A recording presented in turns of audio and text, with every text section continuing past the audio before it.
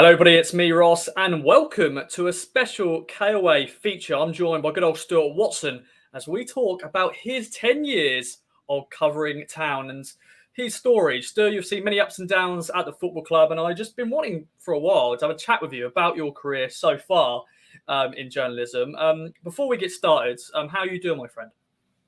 I'm very well, thank you, Ross, and thanks for asking me to do this. Hope people don't get too bored listening to me wanging on about myself for a while. But looking forward to this. Should be good. It should be indeed. And just for any aspiring journalists out there, this is just a good little look back at your career. And Stu, everyone has a beginning. Where does it all start for you in terms of your journalism? Did you always want to be a journalist? I did, yeah. There's a lot of people that sort of struggle with knowing what they want to do when they grow up at school, but I can't actually remember when it was I decided, but it was very early on that I decided I wanted to be a sports journalist. I grew up a huge football fan, like many people. I was an Everton fan. Came through my dad, despite being an Essex boy, that got passed on to me. So huge Everton fan, and like many young kids, just consumed every bit of content there was on football. In those days, it was getting home from school and putting CFAX on straight away, and Saturday afternoons listening to Five Lives and the updates coming in. So very early on, decided that was something I wanted to pursue, and kind of built my options at school around it. My choices of courses at college, and then ultimately did a multimedia journalism degree at Bournemouth, which led me on into the career from there. And you've been at the East Anglia Day Times, it's your star. Back then it was the Evening Star and all that sort of stuff. The Greenham was still a thing. So how did you sort of come to be where you are now?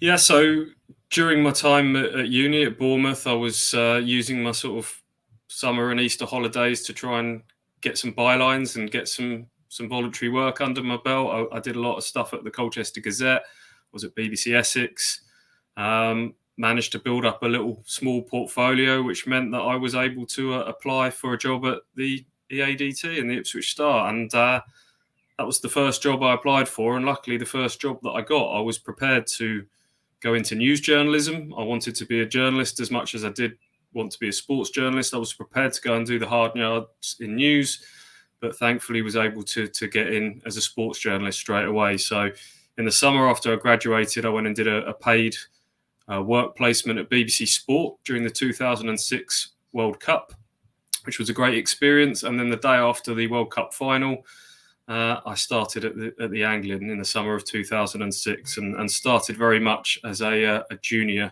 sports reporter. I did everything but football for several years, but that was a fantastic grounding. And there's some great pictures of you in the system of doing different things. And before we get into Ipswich Town, of course, you covered Colchester as well, and non-league. You know, you had to do the hard yards in terms of covering all the local sides. But what would you say other sports you had to cover during that time? Yeah, I don't know if people will remember this who maybe had the paper sort of during that time, but there was a couple of pull-out supplements, one called Grassroots, which was based very much around sort of junior sport in the county of Suffolk. There was one called Your Sport, which was everything from sort of archery, power boating, all sorts of weird and wonderful things that I had the freedom to go out and have a try at and do things like that. So from there, I kind of did a bit of non-league, as you say. I managed to follow Lowestoft all the way to the FA Vase final at Wembley one year. I think that was 2009. And then, so after that was about 3 years of doing all that sort of stuff. And then I think I was 24 when I got the chance to go and cover Colchester United full time and did a couple of seasons of them. That was just after, if you remember, the season where Colchester beat Norwich 7-1 on the opening day of the season when Norwich had just got relegated to League One. Paul Lambert then jumped ship to Norwich. In came Adi Boothroyd at Colchester, who were not long down from the Championship themselves. And that was it was that month that I started doing Colchester United. So I did a couple of seasons of covering the U's up and down the country, and then was able to move on up to become chief football writer and cover Ipswich Town, which I've now done for 11 seasons, actually. I've just had a look at. So 11 seasons of covering Town now. And a lot has changed. As I said, many ups and downs, many different managers and players have walked through that door and walked out of it as well.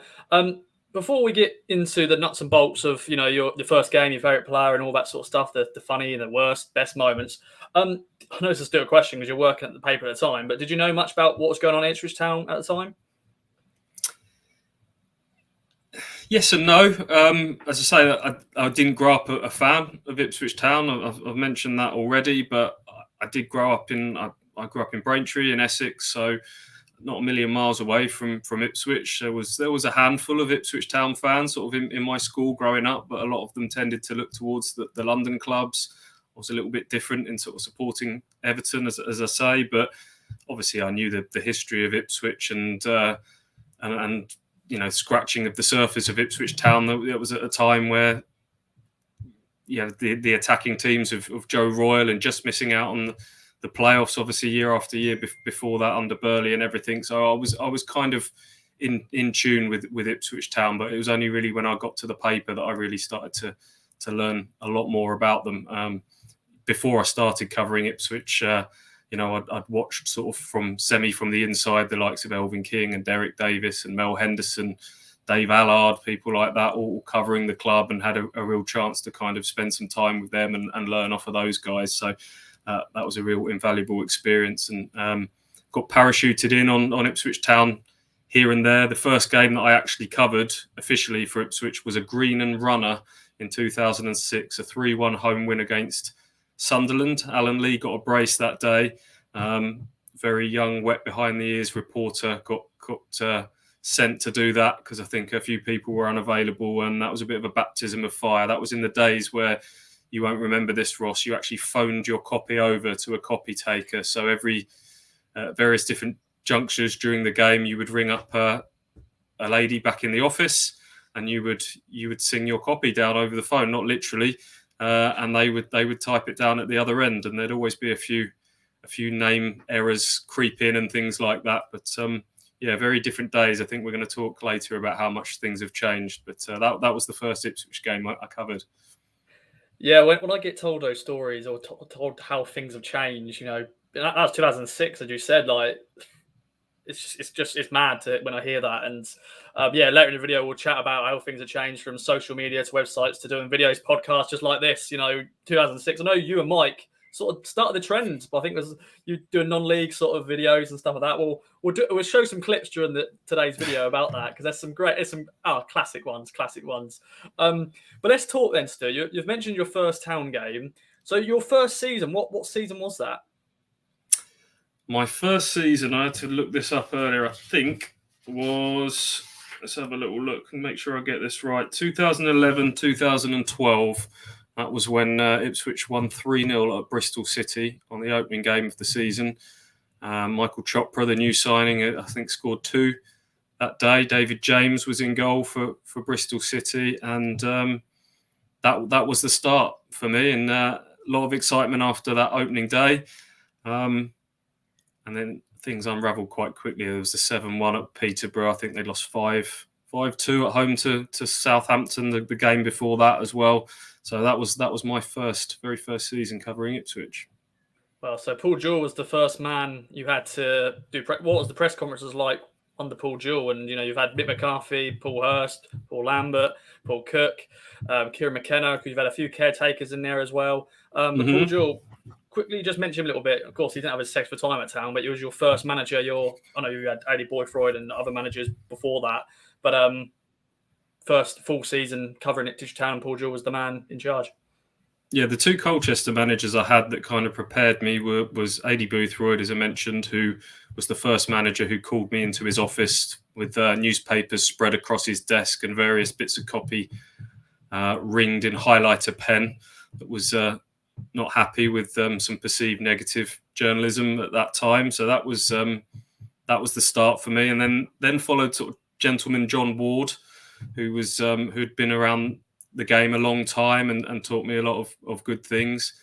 And then Paul Jewell, as you mentioned, when I started Ipswich, and I didn't get off on the best of footings with Paul Jewell. I'd done okay in my interview, obviously to get the job at the time. And I think something had got lost in translation along the way, because somebody apparently had forewarned Paul Jewell that, the Anglian have hired this new young reporter who's going to be holding the club to account and asking the tough questions. So there was probably an unfair reputation that preceded me. And when I went out to Holland for pre-season that year, I went over to the edge of the training pitch just to have a watch of training, and I'd got an interview with Paul kind of set up straight after that. And the press officer was summoned out to the centre circle of the pitch, and off he walked and left me on the touchline. And back he came, having sort of had a conversation with Jewell out of earshot of me, and said, "No, manager doesn't want you here watching this. Can you go and wait in the lobby, please, for the start time of the interview?" And so that wasn't the greatest of starts with Paul Jewell, and I think we managed to sort of work our way back to a reasonable point. But obviously, it helps if things are going well on the pitch.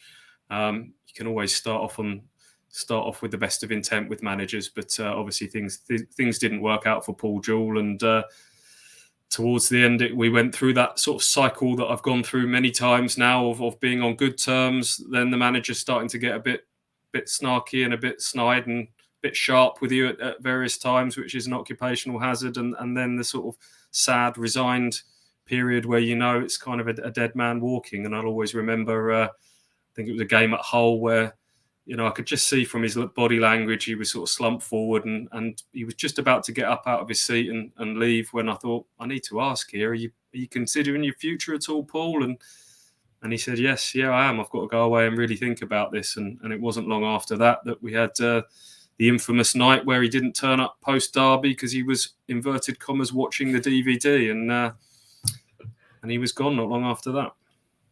Yeah, and so I want to stick with managers quickly, because as I said, you've gone through a lot of them.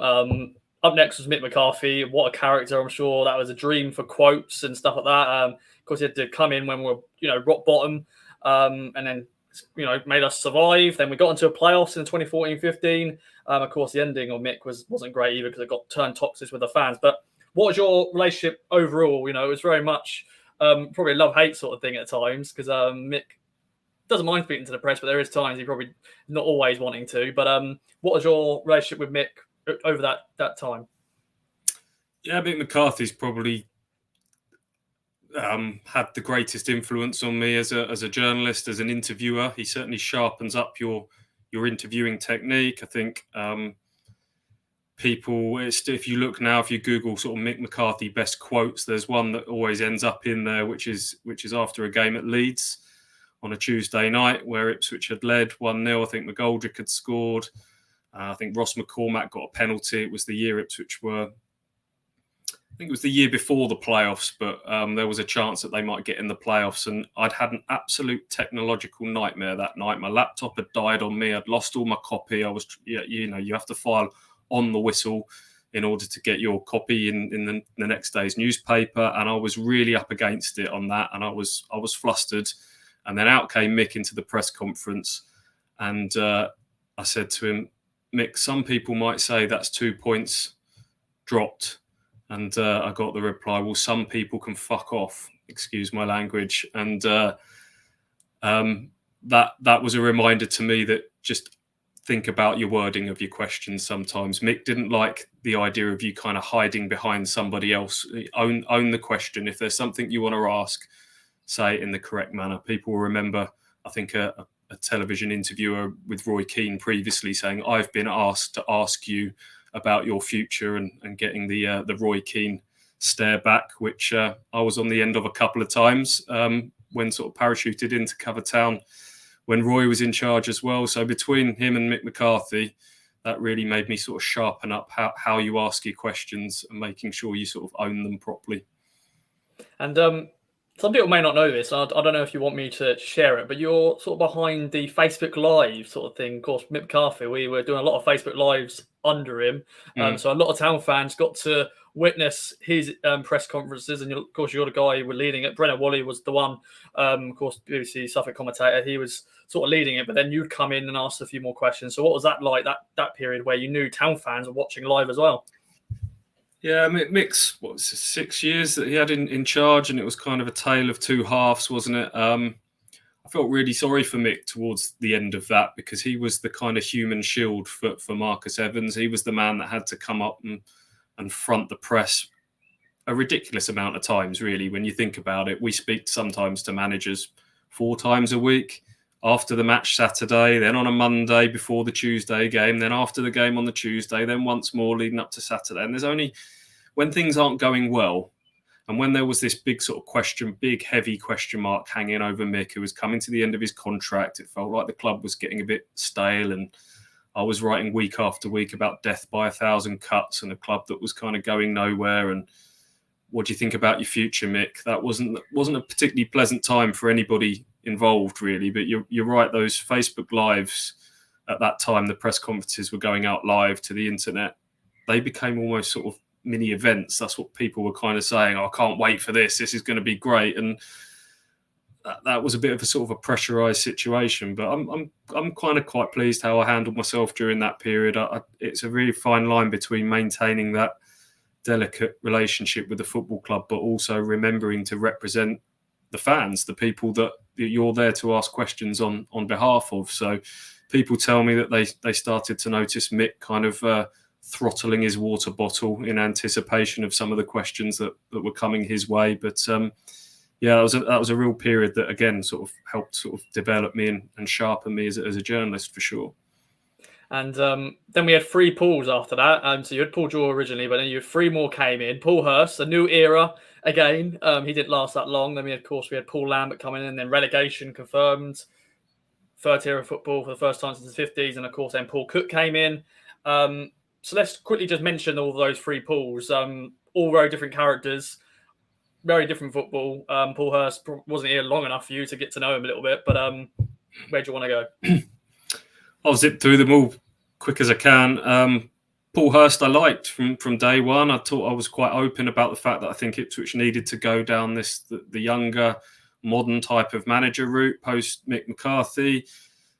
I think Marcus Evans reluctantly went against his better judgment and went down that route and went for Paul Hurst, who in many ways did a lot of the things that people were calling for. We need someone to come in and shake up a club that's got a little bit comfortable, but he just went too far with it. And maybe there were some alarm bells. I remember I went into his office and did the first big profile piece of Paul Hurst, and I asked him, have you got to manage players differently than you have in the lower leagues?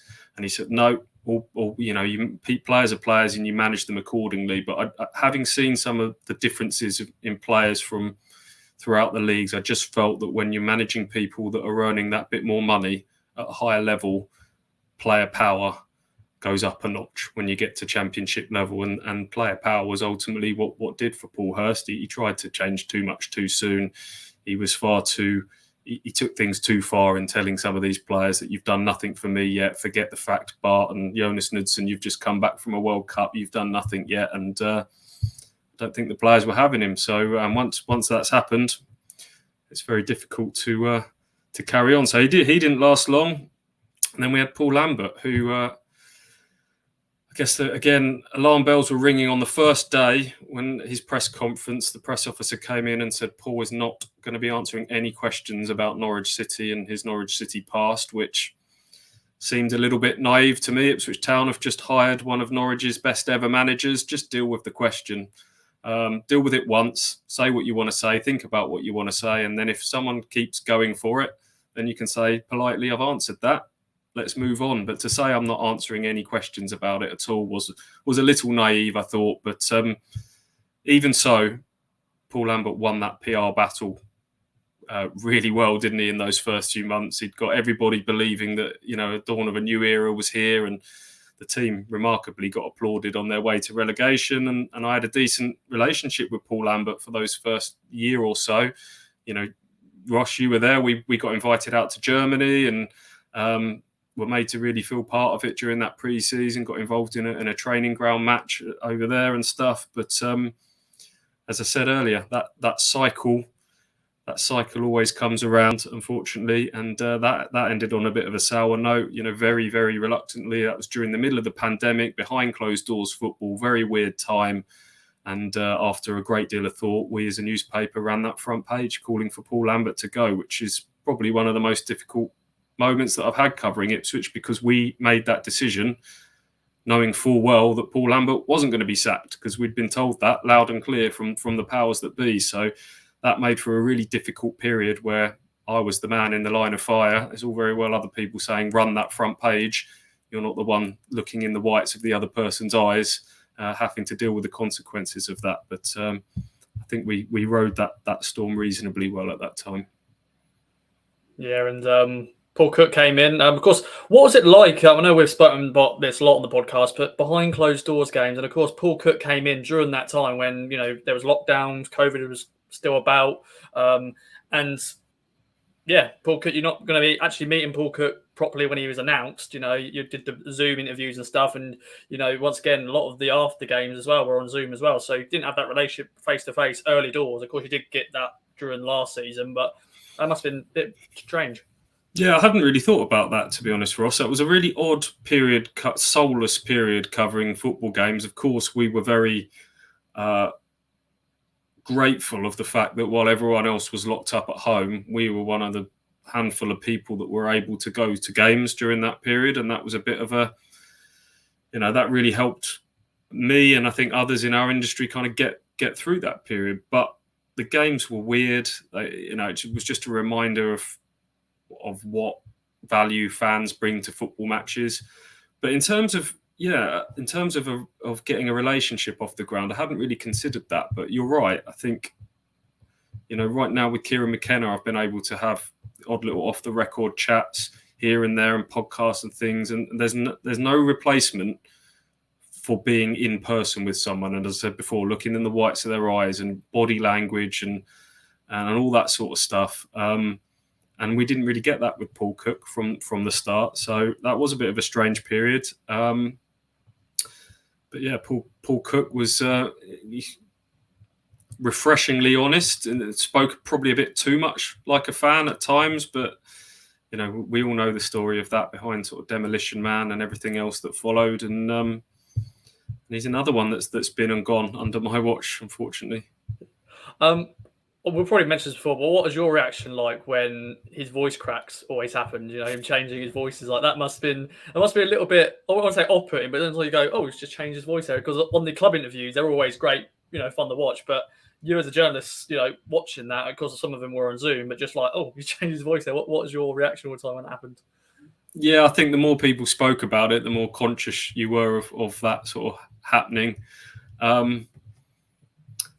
The thing that got me with Paul Cook in an interview process that he'd always sort of talk about, you're not going to get me throwing people under the bus. And sometimes you get that sort of paranoia creeps in with managers where they're perceiving there to be a negative line of questioning where there isn't. Even if you can ask the most neutral question going, they'll still, it's the sort of the bunker mentality can creep in sometimes. And Paul would talk about, you're not going to get me throwing lads under the bus. And then in the next breath, he'd be calling them Sunday League footballers who've won a competition to play at Portman Road. So that's something that I've come to learn, is that you don't take things too personally. It's an occupational hazard. We're speaking to these managers when emotions are high, minutes after the final whistle sometimes, and you're just the one there that has to be the verbal punch bag sometimes, and that's just the way it is.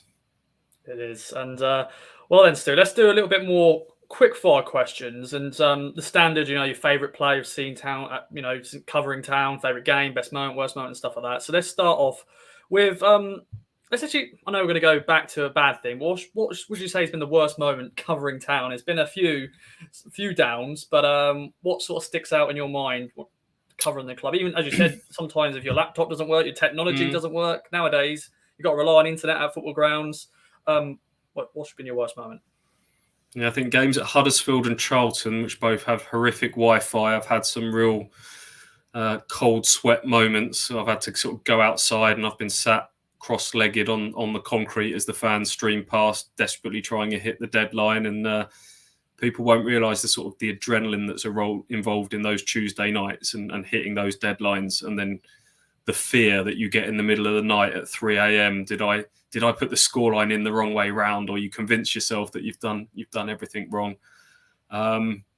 Worst moments, I guess, if we're talking sort of professionally, away from sort of football results, the things that I've mentioned already, that calling for Lambert to go, which was the first time I've ever sort of put my neck on the line in calling for a manager to go, which was a really reluctant thing to do, and dealing with that afterwards. And that final 6 months of Mick McCarthy, really, I didn't really sort of revel in those sort of questioning that I mentioned, but that wasn't a particularly pleasant period. I know people have sort of said, got a bit of praise for how we handled it at the time, but didn't make it any more enjoyable. Yeah, and let's talk about players then. We'll have to, one of these days, we'll have to go through all the players you've seen play for Town. That would be an interesting stat, but I'm sure there's been hundreds, thousands of Town players who have played because of all those loans, all those other players. So pick out a few of, that really stand out for you as some of the best you've seen play for Town. Well, I loved Christophe Berra. I'm a defender by heart, and I love a warrior. And Christophe Berra was an absolute warrior in that team for Mick McCarthy. Someone who lost multiple teeth going up for headers. Someone who could score a header at a set piece, which I love. So on that end of the sort of playing scale, I would mention him. And then in terms of sort of the more technical, enjoyable, skillful players, there'd be people like Teddy Bishop when he first burst on the scene, and still can picture him up at Blackpool as a 18, 19-year-old sort of dancing his way along the byline and getting an assist. Johnny Williams, I loved watching play. The way he would take big hits from players, he'd let the ball, he had that art of letting the ball sort of run across him and taking a hit from a player, but he'd just bounce straight back up again and carry on playing. It probably went against him, actually, in terms of all the injuries he got. But I love watching Johnny Williams play. McGoldrick in his pomp, again, another players with injuries, just silky smooth to watch. And then up to current day, I mean, Wes Burns, who doesn't love a bit of pace? And I think Ipswich fans have finally, again, have got some footballers. I think if I was a young fan now watching Ipswich Town, I'd be seeing some players that I'd want names on the back of some shirts, people who get your bum off your seat, and Wes Burns is certainly one of those. So there's been several over the years that I've enjoyed watching, but there's a few for you. I would say some of the worst players, but we won't do that. That's a long list, probably. I'm sure you've seen a lot of bad players at Town. But let's get into, once again, I'd love to see this stat, how many games you're covered as well, covering Town. And once again, I'm sure that's a big number. Or have you got that there? You're looking down. Have you got it there? No. I started to work it out. I don't know if you worked out roughly 50 a season by the time you've put in cup games and pre-season and stuff. What's that, times 11? Not quite at the 1,000 club yet, so that's a tally to aim for in the next few years. Yeah, so there's so many games to pick out from, but what's sort of been the highlights? Of course, the playoff season was fantastic, a lot of good games there, but any games that just personally to you as well that you just enjoyed, writing about? You had a good, interview after the game, and just the whole day itself was just a good day to cover the club. Well, you would think, I know fans would automatically, when you look back on that, I mean, the high, obviously, of the last few years has been that 6th place finish, and fans would automatically talk about Richard Chaplow's late winner at Watford, Noel Hunt's late winner at Charlton. And they were great days to be part of, and you feel like you're documenting sort of history when those come along. But when there's late goals like that makes it a bit more stressful for us guys that are trying to rapidly change their intros and the whole narrative around the pieces that we're writing. So obviously the home game against Norwich, I can still remember the atmosphere pre-match for that game.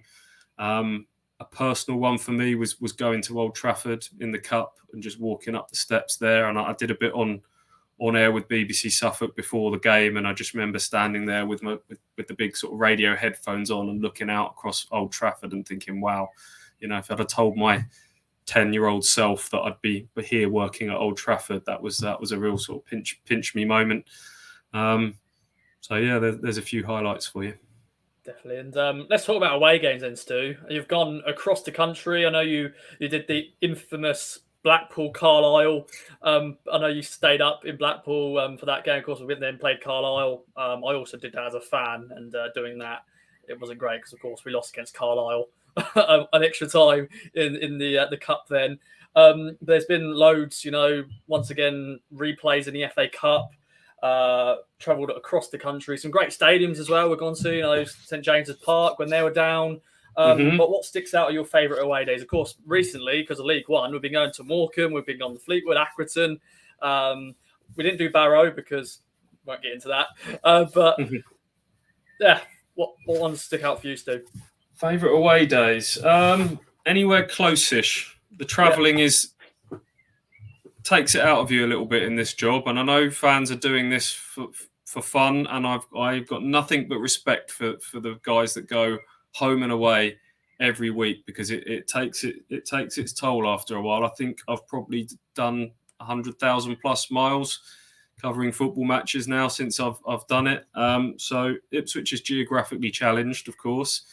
I like the good old-fashioned grounds like Forest or QPR, places like that. I really enjoy going to those. Ellen Road is somewhere where things have always seemed to happen. I've mentioned that Mick McCarthy anecdote the night that Paul Hurst got sacked after that. Brighton and Bristol City, I think, are good examples of how to do good new stadiums. Obviously, the Ashton Gate has kind of been redeveloped and really well. The Amex I think is one of the better modern stadiums. But yeah, St James's Park. You mentioned that. I also got the same sort of feelings from covering a game there as I did going to Old Trafford, because that's just a football cathedral right in the middle of the city centre. It's like a religion up there in Newcastle. But no, it's a real privilege to get to go to all these different grounds across the country. I don't know where I'm at in the 92 club at the moment. Must be in the 70s, 80s, something like that. So. Yeah, hopefully some more to tick off at the top end of things in years to come, hopefully. Let's talk then, Stu, let's have a little bit of a giggle. Let's talk about your funniest moment covering the club. Once again, it could be a personal thing to you, or, it's a funny thing that happens with a manager press conference. Of course, sometimes you do, interview the players as well. I know you've done it a few times for other features for our magazine, the Kings of Anglia magazine, other different features. I know there's a nice, really great interview you did with Bart Spiakowski when you did it at his home, and of course his kids were there as well and everything. So what has been your funniest moments in terms of maybe covering a game or just in an interview? Take it away. I think the strangest place I've interviewed someone would be Jimmy Bullard at the height of Jimmy Bullard mania, when Ipswich he'd had that fantastic end of season loan spell. There was a huge clamour for him to sign permanently. And if you remember, it was a proper transfer saga that rolled on for the whole of August. I think Jimmy was involved in some sort of legal dispute about his cancellation of his contract at Hull, and eventually they signed him late, and he went to do some signing session. I can't remember, it was a shop in Ipswich, but that was the place that I went to interview him, and it was the shop was so packed with fans that I had to be sort of ushered in a side door, and I ended up interviewing him in a changing room out the back. It was like the curtain drawn, and we were in a tiny little changing room, nose to nose, interviewing Jimmy Bullard while people were standing on the other side wearing Jimmy Bullard wigs. That was a weird one. Similar vibe with Mick McCarthy after Ipswich had just conceded a last-minute goal at Bristol City. The other manager was in the press room at the time. Mick was not in the mood for waiting for the opposition manager to finish. You could cut the tension with a knife. So again, I was ushered in. We opened up the first side door we could find, and it was basically a broom cupboard. Again, very tight. Near Mick McCarthy, nose to nose, and he was absolutely fuming. So I remember that one in terms of an interview. But yes, there's been some strange ones along the way. I mean, I mentioned that getting off on the wrong footing with Paul Jewell. That pre-season in Holland, I had been due to kind of travel on the coach to the various locations that Ipswich were playing in Holland, and then it was then said to me that, no, we don't want you on the team coach. And I was without any form of transport in the middle of nowhere in Holland. Thankfully, James Pullen, the kit man, took pity on me and said, meet me round the side of the hotel. And he opened up the back of the van, and I got bundled in with all the spare balls and cones and everything, with no seatbelt, nothing. And I rattled around in the back of there till we pulled up at wherever Ipswich were playing. That's great. That behind the scenes on Stuart Watson do away. Let's talk about because we're on islands, we went to go to Ireland a lot under Mick McCarthy. Of course, you mentioned the Paul Lambert Germany trip, and you said Paul Jewell Holland. So that's another good sort of opportunity to just go abroad for free as well. Covering the club.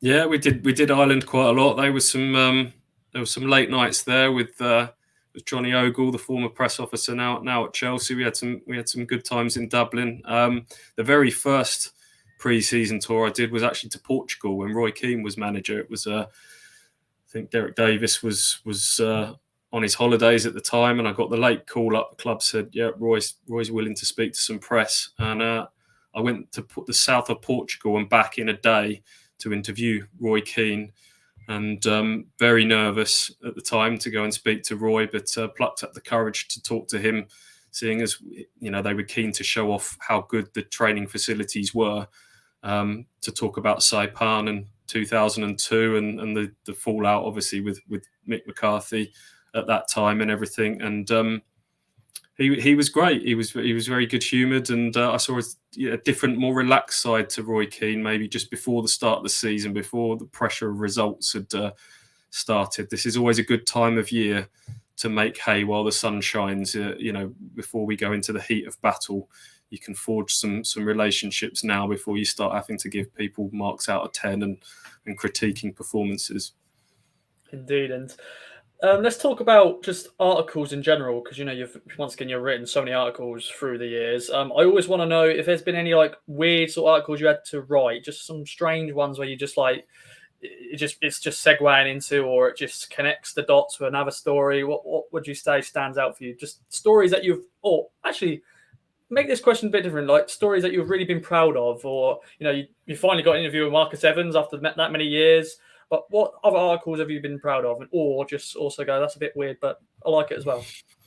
Yeah, I think anything like that where you're able to kind of get an exclusive interview that other people would want. The Evans one is a good example. Someone that for a long time people didn't even know what he looked like, let alone spoke to. So I was the first person, sort of independent member of the media, to get a face-to-face interview with Marcus Evans, which I was very proud of. And another one sort of in the more earlier days was the Michael Chopra interview about his gambling addiction. Again, there was a lot of people wanting to speak to Michael about that. But I was able to be the one sort of selected to do that. And I took that as a compliment for some of the sort of long-term diplomacy, doing the right things consistently over a period of time puts you in a position to be able to get those interviews, really trying to be fair, objective, balanced, empathetic, always remembering that there's a human being that you're writing about at the other end of things. I think sometimes we forget that as football fans and journalists, that these aren't robots out there playing. These are human beings that have got things going on in their lives. So I've always kind of been proud that hopefully my body of work has meant that when these opportunities, when these people decide that they do want to talk, that sometimes hopefully I've been chosen to do them. So they'd be two things that I'd be proud of for sure. Definitely. And let's talk then, Stu, about some moments, your best moments covering the club. There's been some very bad downs. Of course, relegation to League One was not great. But there's been some good days as well covering the club. So what sort of sticks out for you? I haven't exactly been blessed with the best era of Ipswich Town, have I, Ross? It's not hard to look back at some of my predecessors that have had I've now covered Ipswich for 11 seasons. You think you could throw an 11-season blanket over the period that included the sort of 78 and 81 and even sort of the late 90s and then, promotion in 2000 and fifth in the Premier League. And then suddenly along I come, and I didn't even get it was the season after they got to the semi-finals of the League Cup. So it was the season after that. So there hasn't been a huge amount to shout about other than that sixth place finish. I saw the stat the other day that I think there's something only 5 teams left in the Football League that haven't been to the new Wembley, and 2 of them are Ipswich and Colchester, the 2 teams that I've followed during that period. So it's probably made me a better journalist, covering either a lot of downs or prolonged periods of greyness. just complete apathy, things like that have really sort of tested me in terms of being able to cover stuff. But the highs, I guess, would be the obvious ones that we've mentioned, the playoff season. And hopefully the biggest high is still to come, because in Kieran McKenna, I think Ipswich Town have got a real good one now. And under the new ownership and the new drive of Mark Ashton behind the scenes, we hope, as we always do, that next season is the one. And I'm just really hopeful that this club is going to take off again. Well said, Stu. Well said. And let's talk then, Stu, about how your job has changed. It's changed a lot with social media, with what we're doing now, videos, podcasts. For you, how have you dealt with that? You know, having to adapt to different things. Of course, laptops have improved. You know, mobile phones. You said you had to ring up about your copy. Now it's here right in front of you. So how have you adapted to that, and what has changed massively?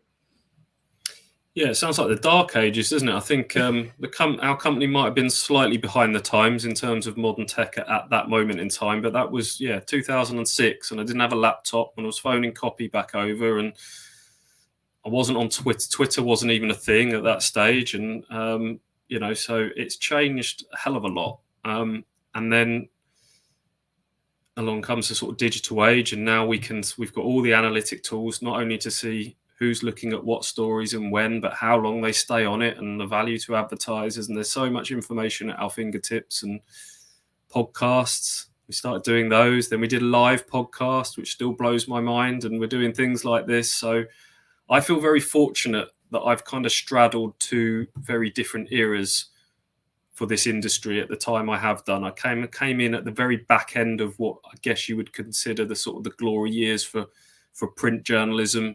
Almost that sort of Fleet Street mentality, and I learned off some really good people in those early stages. But I was young enough to be able to kind of adapt to the very rapid changing pace of this sort of digital era sort of thing. So I'm really pleased that I've kind of got some of those traditional journalism tools behind me, as well as being able to kind of adapt to the newer way of doing things, hopefully. And I've still got to keep doing that, because it will look completely different in another 5-10 years time. And I don't want to be that old dinosaur of the newsroom where yourself or the next youngster coming through says, "What, you don't even have TikTok, granddad?" So yeah, we keep adapting, and we'll have to keep doing it. Yes, dude, don't worry. We won't be doing TikTok. Like, even me at 25, I don't have any interest in that, and maybe I should do it. It's maybe my sort of age range, but no, I'm leaving that for the kids who wants to dance and all that sort of stuff. But let's quickly mention Twitter, really, Stu, because once again, some people who don't go to the games, they follow your tweets, follow your, minute by minute, what's happening. I know there's a lot of praise for you. A lot of people get told me, like, if I'm at games, I follow Stu's tweets. So how has that been, like, doing that and being there at a live games, hoping your internet is fine, and just how quickly you do it sometimes as well? Yeah, as I said before, the adrenaline is flying during 90 minutes of the game, because there is multiple windows open on your laptop. You're trying to flip between Twitter, between a match report, between various other things that you're writing during the game, player ratings you might be putting together. Now, alongside sort of Andy Warren is my work husband, we managed to kind of share a lot of those duties out quite nicely. But in the early days, it was a one-man band, and I was trying to juggle all of those balls at the same time, and it can be quite stressful. But I enjoy the Twitter side of things. Obviously, there's no edit function on Twitter, and speed is of the essence. So the odd mistake does creep in. You put forget to update the scoreline on it from time to time, and you're kicking yourself. But it's kind of nice to know that, especially now it's just so global, and you realise how global the Ipswich Town fan base is. And it always blows my mind when we do these podcasts, whether it be Twitter, that you get messages from Norway, from America, from wherever. People are just going, yeah, I'm following whatever they're doing in their lives. They're able to kind of follow their love of Ipswich Town, and I'm able to kind of facilitate that. So yeah, it's a pleasure and a privilege, and I don't underestimate it. Definitely, mate. And we're going to end the video in a minute with just sort of Any advice for any inspiring journalists out there? I know there's loads who have been wanting to get into sports journalism. Some are still, they're currently doing news and maybe want to jump into sports. But I want to quickly mention, this is going to be a random question to do. Shorthand. Now, I don't know, maybe explain it a little bit for viewers out there who don't know what shorthand is, but that's a very good skill. I probably would never know how to use it because I just won't even bother trying to use it. But it's probably a good skill for you just to write notes down when you're speaking to a manager or speaking to anybody. But do you still use it a lot nowadays? Not as much as I used to, because obviously now we can stick recording devices down in front of managers, and I think the need to be word perfect with your transcriptions is more important now, because I think there's so many other people attending press conferences that people will see if there's any inaccuracies in your copy compared to others, and managers will pick you up on being misquoted or whatever. But there are times when you're doing stuff over the phone that it is required. So shorthand, if people haven't seen it, is basically a sort of a dashes and dots and various different sort of shortened versions of letters that you then put together that enables you. It's like another language really that enables you to write things quicker and read things back quicker. So I could do 100 words a minute of that when I first qualified, but it'll be nowhere near as quick as that now. But yeah, I would say to aspiring young journalists, make sure you still get your NCTJ qualifications. Some of the courses out there have it as part of it, and some of them don't. So make sure if you're going to do a university degree in journalism, get one that's NCTJ accredited. Get your law, pass on your public affairs, pass on your NCTJ and all that sort of stuff, because it means you won't have to go and do that again after you've graduated. I still think I might be called old-fashioned there in terms of saying you need those skills in sports journalism, but I think they're a really good grounding for everybody. Yeah, I was so impressed when I saw shorthand for the first time. I think it was just being with you one day, and it was in the car, and I just saw your notepads and just filling it. And I was just like, "What is this squiggly lines do?" And then you, of course, explained it. But I was just so impressed how quick you were doing it. But you've really given some advice there. But any more advice for any inspiring sports journalists out there? Of course, nowadays there's opportunities doing it at football clubs, doing it for your local newspapers. But there's just a lot online now as well. There's a lot of competition out there. But just any advice you'll give people who are watching this video? Yeah, I guess when I was starting out, as I said at the very start, I went out there and did a lot of stuff voluntarily, because you've got to stand out. Again, it's a very competitive area to get into, and you've got to do something that makes you stand out from the others. Of course, now in the social media and internet world that we live in, you can create your own and publish your own content in your own right and build up a bit of a following yourself. And maybe that's finding a niche and covering something that others don't. What other advice can I give? I talked about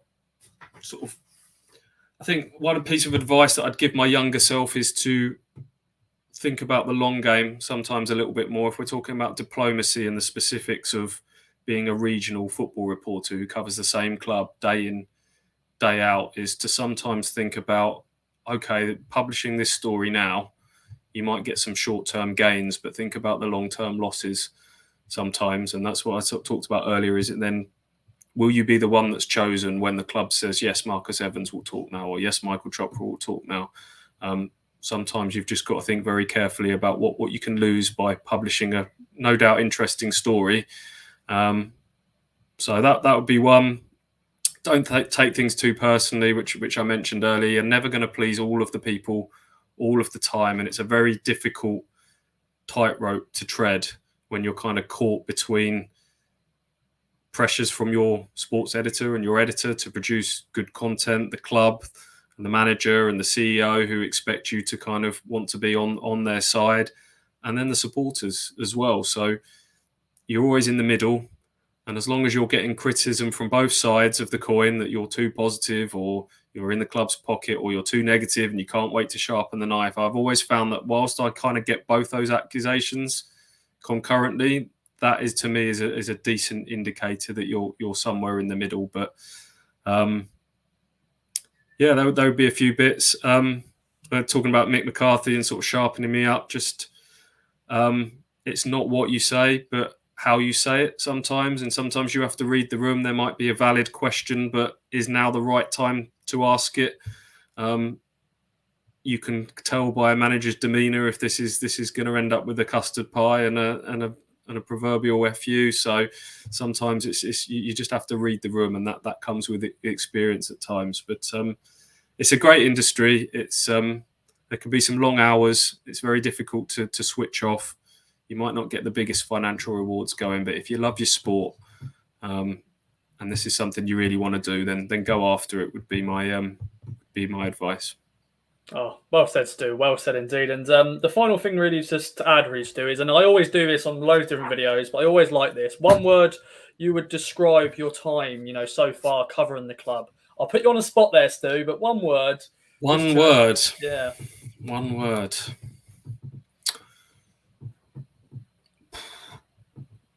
Can I go with a few more? Best is yet to come. Let's go with that.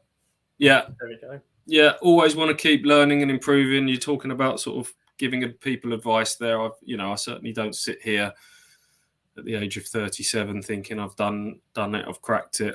There's a lot more I want to do in this job, and hopefully my best is yet to come, and Ipswich Town's best is yet to come, hopefully. So yeah, fingers crossed, Ross. This season can be better, and I'll finally get that sort of season in the sun and some nice, endless, relentless positivity for a little while. That would be nice.